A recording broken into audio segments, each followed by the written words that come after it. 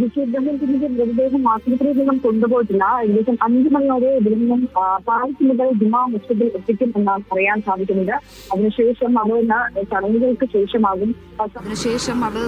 ചടങ്ങുകൾക്ക് ശേഷമാകും south Kalamassery ഞാലകം convention സെന്ററിൽ പൊതുദർശനത്തിനായി കൊണ്ടുപോവുക. അവിടെ പൊതുദർശനമുണ്ടാകും. അതിനുശേഷം 9 മണിയോടെ വീട്ടിൽ, അതായത് ആലങ്ങാട് ചിറയത്താണ് അദ്ദേഹത്തിന്റെ വീട്, ആലങ്ങാട് ചിറയത്തെ വീട്ടിലേക്ക് കൊണ്ടുപോകും. അവിടെയും ആളുകൾക്ക് വന്ന് അന്തിമോപചാരം അർപ്പിക്കാനുള്ള സജ്ജീകരണങ്ങളും കാര്യങ്ങളും ഒക്കെ ഒരുക്കുന്നുണ്ട്.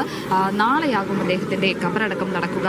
ആലങ്ങാട് ജുമാ മസ്ജിദിൽ തന്നെ ആയിരിക്കും, ഖബർസ്ഥാനിൽ തന്നെ ആയിരിക്കും ഇത്തരത്തിൽ ഖബറടക്കവും കാര്യങ്ങളുമൊക്കെ നടക്കുക. നിലവിൽ ക്രമീകരിച്ചിരിക്കുന്നത് അത്തരത്തിലാണ്. പക്ഷേ ഇതുവരെയായിട്ടും അദ്ദേഹത്തിന് മൃതദേഹം പുറത്തേക്ക് എടുത്തിട്ടില്ല. പ്രമുഖ നേതാക്കളെല്ലാവരും തന്നെ, ലീഗിന്റെ പ്രവർത്തകരെല്ലാവരും തന്നെ ആശുപത്രിയിലേക്ക് കൊച്ചിയിലെ സ്വകാര്യ ആശുപത്രിയിൽ ഇദ്ദേഹം ദീർഘനാളായി ചികിത്സയിലായിരുന്നു. അതിനുശേഷം കഴിഞ്ഞ ഞായറാഴ്ചയോടാണ് അദ്ദേഹത്തിന്റെ ആരോഗ്യാവസ്ഥ അത്രയധികം മോശമായതിനെ തുടർന്ന് അദ്ദേഹത്തെ വീണ്ടും കൊച്ചിയിലെ സ്വകാര്യ ആശുപത്രിയിലേക്ക് എത്തിക്കുന്നത്. അദ്ദേഹം ആശുപത്രിയിലായിരിക്കുന്ന സമയത്ത് തന്നെ പ്രമുഖ നേതാക്കളെല്ലാവരും തന്നെ, പ്രത്യേകിച്ച് പാർട്ടി പ്രവർത്തകരെല്ലാവരും തന്നെ എത്തി അദ്ദേഹത്തെ കണ്ടിരുന്നു. അതിനുശേഷം ഇപ്പോഴും വിവിധ ആളുകൾ അദ്ദേഹത്തെ കാണാനായി എത്തുന്നുണ്ട്. പ്രത്യേകിച്ച് പ്രവർത്തകരായിട്ടുള്ള ആളുകൾ, അദ്ദേഹത്തിന്റെ മണ്ഡലത്തിലുണ്ടായിരുന്ന ആളുകളടക്കം പ്രവർത്തകരായിട്ടുള്ള പല ആളുകളും അദ്ദേഹത്തെ കാണാനായി എത്തുന്നുണ്ട്. സാധാരണക്കാരായിട്ടുള്ള ആളുകൾ ഒരുപാട് പേർ അദ്ദേഹത്തെ കാണാനായി സ്വകാര്യ ആശുപത്രിക്ക് മുന്നിൽ നിൽക്കുന്ന കാഴ്ചയാണ് നമ്മൾ കാണുന്നത്. വളരെയധികം ജനകീയനായിട്ടുള്ള നേതാവായിരുന്നു. മുമ്പ് സൂചിപ്പിച്ചതുപോലെ തന്നെ അത്രയും പ്രത്യേകിച്ച് കളമശ്ശേരി മണ്ഡലത്തിലും മട്ടാഞ്ചേരി മണ്ഡലത്തിലുമൊക്കെ അത്രയധികം ജനകീയനായി പ്രവർത്തിച്ച ഒരു നേതാവായിരുന്നു. പാർട്ടിയുടെ വിപുലീകരണത്തിന്, പ്രത്യേകിച്ച് ഈ തെക്കൻ കേരളത്തിലടക്കം പാർട്ടി വലിയ രീതിയിൽ ക്ഷയിച്ച സമയത്തൊക്കെ ജനകീയനായി നിന്നുകൊണ്ട് പാർട്ടിയെ ശക്തിപ്പെടുത്തുന്നതിൽ ഏറെ പങ്കുവഹിച്ച ഒരാളാണ്.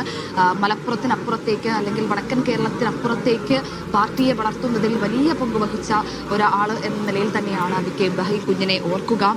ജനകീയനായി നിന്നുകൊണ്ട് ആളുകളുടെ പ്രശ്നങ്ങളിലടക്കം ഇടപെട്ട്, പ്രത്യേകിച്ച് മട്ടാഞ്ചേരി മണ്ഡലത്തിൽ നിന്ന് 2 തവണ, അതിനുശേഷം കളമശ്ശേരി മണ്ഡലം രൂപീകൃതമായപ്പോൾ ആദ്യമായി തന്നെ ഇത്തരത്തിൽ കളമശ്ശേരി മണ്ഡലത്തിൽ നിന്ന് മത്സരിച്ച് ജയിച്ചു വരികയായിരുന്നു. പിന്നീട് 2 പ്രാവശ്യം കളമശ്ശേരി മണ്ഡലത്തിൽ നിന്നും അദ്ദേഹം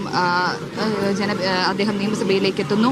2 തവണ മന്ത്രിയാകുന്നു. ജയിച്ച് മന്ത്രിസഭയിലേക്ക് എത്തിയ ആദ്യ ടീമിൽ തന്നെ ആദ്യ ടീമിന്റെ അവസാന ഘട്ടത്തിൽ തന്നെ അദ്ദേഹം മന്ത്രിയായി സേവനമനുഷ്ഠിക്കുന്നു. പി.കെ. കുഞ്ഞാലിക്കുട്ടി മന്ത്രിസ്ഥാനം രാജിവെച്ചപ്പോൾ ഇത്തരത്തിൽ മന്ത്രിയായി സേവനമനുഷ്ഠിക്കുന്നു. അതിനുശേഷം വീണ്ടും പൊതുമരാമത്ത് മന്ത്രിയായി, അടുത്ത ടീമിൽ 2006 പൊതുമരാമത്ത് മന്ത്രിയായി അദ്ദേഹം വരുന്നു. അത്തരത്തിൽ കളമശ്ശേരി മണ്ഡലത്തിലും ഒപ്പം മട്ടാഞ്ചേരിയിലും അടക്കം വലിയ ജനകീയ മുന്നേറ്റങ്ങൾക്കടക്കം നേതൃത്വം നൽകിയ, പാർട്ടിയെ ശക്തിപ്പെടുത്തുന്നതിൽ ഏറെ പങ്കുവഹിച്ച ഒരാൾ എന്ന നിലയിൽ തന്നെയാണ് നമ്മൾ അദ്ദേഹത്തെ ഓർക്കുക എന്നുള്ളതാണ്. പ്രമുഖർ ഇപ്പോൾ അദ്ദേഹത്തെ അനുസ്മരിക്കുന്നുണ്ട്.